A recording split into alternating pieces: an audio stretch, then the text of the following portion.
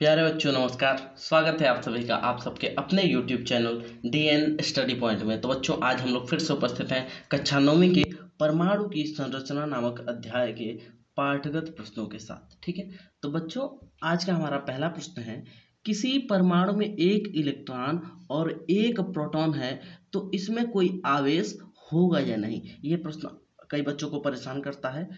कई बार इसका समाधान नहीं मिल पाता है। सर लोग बोलते हैं कि घर से लिख कर लाइए, तो इसका समाधान हम आपको देंगे।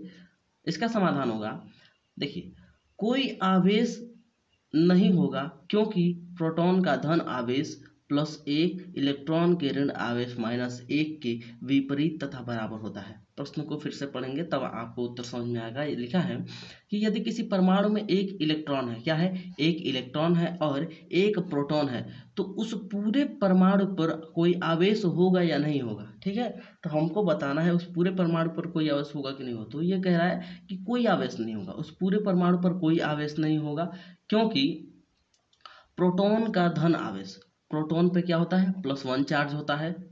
इलेक्ट्रॉन के ऋण आवेश और इलेक्ट्रॉन पे -1 चार्ज होता है। विपरीत तथा बराबर होते हैं, तो प्लस और माइनस एक दूसरे के उल्टा होते हैं, अब आप लोग जानते हैं। और साथ में +1 है, ये भी +1 है, तो ये आपस में बराबर भी है। और हम लोग जानते हैं कि जब कोई आवेश पूर्ण रूप से बराबर और विपरीत होता है, क्या होता है, ये एक एक बराबर है और माइनस प्लस विपरीत है। जब बराबर हो, क्या हो, बराबर हो और विपरीत हो, दो स्थितियां हैं, बराबर और विपरीत। जब बराबर और विपरीत होते हैं आवेश, तो वो एक दूसरे को खारिज कर देते हैं, अर्थात काट देते हैं, और काटने के परिणाम स्वरूप वो दोनों उदासीन हो जाते हैं। क्या हो जाते हैं, उदासीन हो जाते हैं। इसलिए हम कह सकते हैं कि उस परमाणु पर कोई आवेश नहीं होगा। तो उम्मीद है कि ये प्रश्न आपको भली भांति से समझ में आ गया होगा। आगे जो भी दिक्कतें हो आप हमसे कमेंट बॉक्स में पूछ सकते हैं। दूसरा प्रश्न है आज का हमारा, परमाणु उदासीन है। हमने तो ये पढ़ लिया कि परमाणु उदासीन है।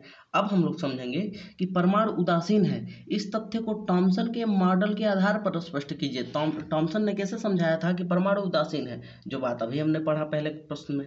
आइए फिर से देखते हैं वही बात। 1899 में, कब, 1899 में टॉमसन ने प्रस्तावित किया, मतलब टॉमसन ने प्रपोजल दिया, प्रस्ताव रखा। क्या प्रस्ताव रखा कि परमाणु के धनात्मक, क्या, परमाणु के धनात्मक और परमाणु के ऋणात्मक आवेश एक दूसरे को संतुलित रखते हैं। क्या करते हैं, परमाणु के धनावेश यानी कि धनात्मक आवेश और ऋणात्मक आवेश एक दूसरे को संतुलित रखते हैं, बराबर रखते हैं। इसलिए परमाणु उदासीन होता है। क्या होता है, परमाणु उदासीन होता है। अब देखिए, मान लीजिए मैंने आपको एक झापड़ मारा और आपने किसी और को एक झापड़ मारा, तो मेरा आपके ऊपर एक झापड़ कर्जा रह गया, और आपने किसी और के ऊपर मारा तो किसी और के ऊपर आपका एक झापड़ कर्जा रह गया। लेकिन आपने किसी और को एक झापड़ मारा और किसी और ने आपको एक झापड़ मारा, तो एक एक झापड़ बराबर हो गया, और दोनों एक एक झापड़ मिलके झापड़ झापड़ को क्रॉस कर देते हैं, काट देते हैं। इसलिए झापड़ उदासीन हो गया। क्या हो गया, झापड़ उदासीन हो गया। ठीक है, तो इस तरह से आप समझ सकते हैं कि जब धन आवेश, क्या, धन आवेश और ऋण आवेश, सॉरी, ये ऋण आवेश है और ये धन आवेश है।